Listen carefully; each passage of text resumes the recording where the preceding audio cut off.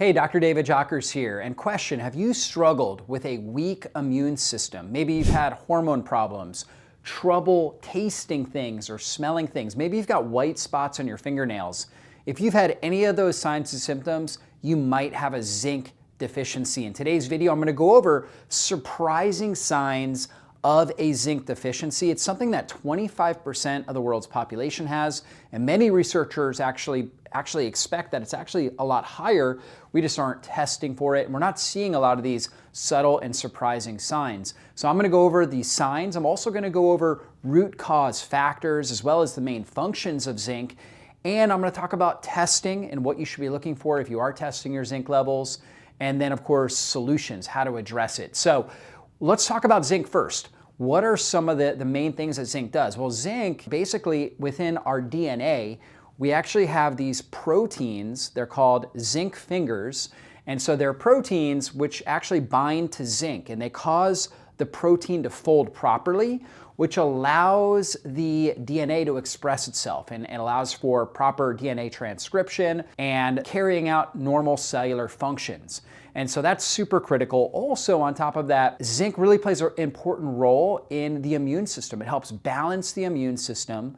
It helps to upregulate superoxide dismutase, which is one of the major antioxidants within the mitochondria that quenches the superoxide free radical. In fact, SOD, the loss of superoxide dismutase as people age, is one of the things that accelerates the aging process and causes inflammation or chronic inflammation that accelerates aging in the body. So zinc is really key for the production of SOD. If you are deficient in zinc, you're going to have higher levels of intracellular and mitochondrial oxidative stress, and that's the precursor to inflammation and chronic inflammation. So really key there. Zinc also helps activate interferon A, which stops viral replication. So if we have a virus within our cell, zinc is critical for stopping the virus from replicating, basically producing more of itself within the cell and then bouncing into more cells. That's what stops viral replication. So we need zinc on board to stop the virus from propagating itself throughout the cells of our body. So zinc is super critical for a number of main functions in the body. So what are some of the main symptoms? Well, one of them is loss of smell or taste. Many people, when they have a viral infection, they deplete their zinc levels quickly, so they lose the ability to smell and to taste things. Also, on top of that, a lot of times they lose their appetite. And oftentimes, if you don't smell or taste, smell and taste plays a really critical role with appetite regulation. Also, zinc plays a really important role in nervous system function. So a lot of people will have trouble concentrating, they'll have poor memory, and they'll have emotional issues, right? So mood disorders, maybe they'll have anxiety, depression, trouble getting up and going, more lethargy in general if they're zinc deficient because of its important role in nervous system function. Also, zinc plays a really critical role in hormone function, plays a very important role in activating thyroid hormone. See, when your thyroid's producing hormone, it produces T4, which is inactive, and our body has to activate it, has to take one of the iodine molecules off to create T3, which is the active form of thyroid hormone that activates the mitochondria for cellular energy production. And so zinc is critical for the conversion of T4 into T3. If we're zinc deficient, we're not going to get proper amount of thyroid hormone to the cell, which can cause weight gain, low energy, brain fog. It can also cause constipation, dry hair, dry skin. It can cause hair loss, actually. In fact, zinc deficiency is one of the factors associated with premature graying of your hair as well, and kind of like a dry hair and hair loss in general. Zinc deficiency may be behind that as well. Loss of libido, this is really key as well. Zinc is very important for testosterone production and also progesterone production for females, and that's really critical. In fact, zinc actually tells the hypothalamus in our brain to produce, and the pituitary gland, to produce follicle-stimulating hormone, which prepares the ovaries for reproduction. And that's critical, and it helps to stimulate progesterone production for a healthy female cycle. So if you're not having good menstrual cycles, if you don't have a healthy libido, could be a sign that you are zinc deficient. So these are some of the most common signs and symptoms. Also on the fingernails, White spots on fingernails can be a sign of zinc deficiency as well. That has to do with improper circulation. Thyroid hormone is really critical for proper maturation of the fingernail. And so if you're not getting proper thyroid function as well as good circulation in there, you can end up with white spots on the fingers as well as just brittle nails in general, which are common signs and symptoms of zinc deficiency. Of course, frequent colds, fevers, and flus, as well as skin rashes and allergies, really common with zinc deficiency, and also autoimmune conditions, because zinc is really critical for balancing the immune system in general. So if you're dealing with an autoimmune or chronic inflammatory condition, you really have to look at your zinc levels. So what are some of the root cause factors for a zinc deficiency? Of course, it could be a diet deficient in zinc. If you're eating a lot of processed foods that are, basically the ultra processed foods that are highly refined, you're not going to find much zinc in there.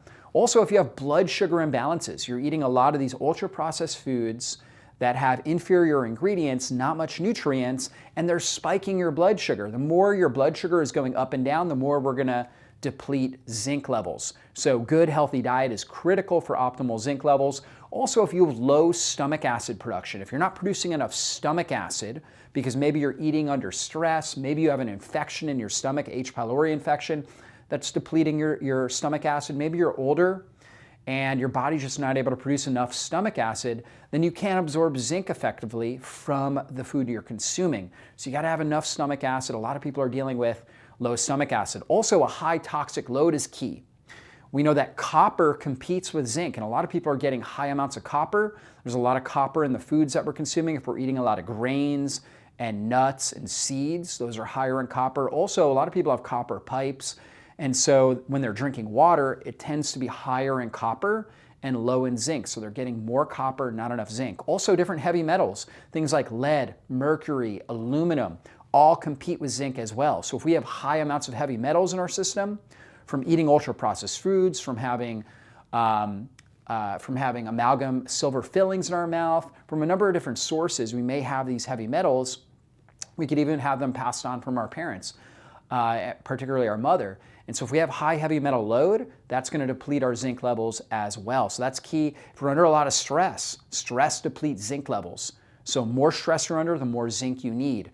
Also, if you're taking any sort of medications, particularly oral contraceptives like birth control pills, steroids, a lot of people with autoimmune conditions are taking steroids. Over time, those steroids deplete your zinc levels even more, causing more and more chronic inflammatory activity in your body. Also, ACE inhibitors. These are given for blood pressure, right? And so they help lower your blood pressure, but they also deplete your zinc levels.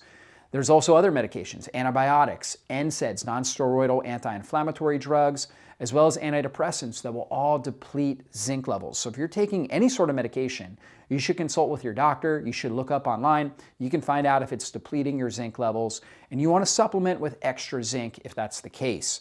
And so what should your zinc levels look like? Well, if you're doing a lab test, it's actually very inexpensive to add on what we call a plasma zinc and a serum copper. So we actually want to test the zinc and copper levels together, and we have a proper ratio. So your plasma zinc should roughly be between 90 and 130. And the measurement there is in UGDL, right? And so 90 to 130, and then the copper should be roughly 70 to 110. So you should have more plasma zinc than serum copper. Very inexpensive tests to add if you're getting your blood drawn. Okay, go ahead and add those, and you can look at your ratio. Again, it should be a 1 to 1.2 ratio, a little bit more zinc than copper, a little more zinc in your plasma than serum copper. So roughly 90 to 130 with the zinc, and then 70 to 110 with the copper. Now, a lot of people are concerned if you take too much zinc, you might have a copper deficiency, and that is true, but I will tell you this, I've never seen somebody with more zinc than copper unless they were supplementing with high doses. So what is a good dose of zinc if you are supplementing? I recommend somewhere around 10 to 20 milligrams of extra zinc. Always take zinc with meals. If you take zinc away from a meal, you're going to get nauseous. Most people will get nauseous. That's because you need that stomach acid to really absorb, to chelate and absorb that zinc. So take it with a meal. Okay, and that's going to help with optimal absorption. So an extra 10 to 20 milligrams is great. If you have a cold, fever, flu, something along those lines, taking an extra 20 to 40 milligrams can be really helpful. And in some cases, you may take more, 60, 80, 100 milligrams, but that would be for a very short period of time, maybe 3 or 4 days while you're dealing with an illness, and then go back to maybe 10 to 20 milligrams daily. Okay, most people don't need extra supplemental copper, but you do want to eat zinc, copper-rich foods. So again, the same foods that are high in zinc are also high in copper.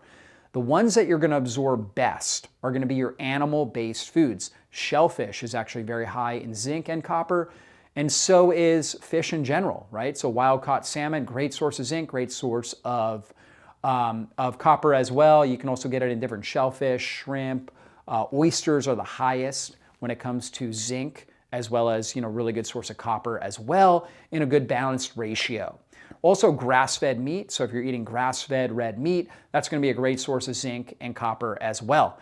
So getting good animal-based foods, making sure that you're taking time, take some deep breaths before you eat, maybe a little bit of apple cider vinegar in water before you consume that so you can produce enough stomach acid to be able to digest and absorb that zinc is really critical here. And so making sure you're getting those zinc-rich foods. Now there are a lot of plant-based foods that are high in zinc, but it's not as absorbable. That's going to be things like pumpkin seeds. Pumpkin seeds are a great zinc source.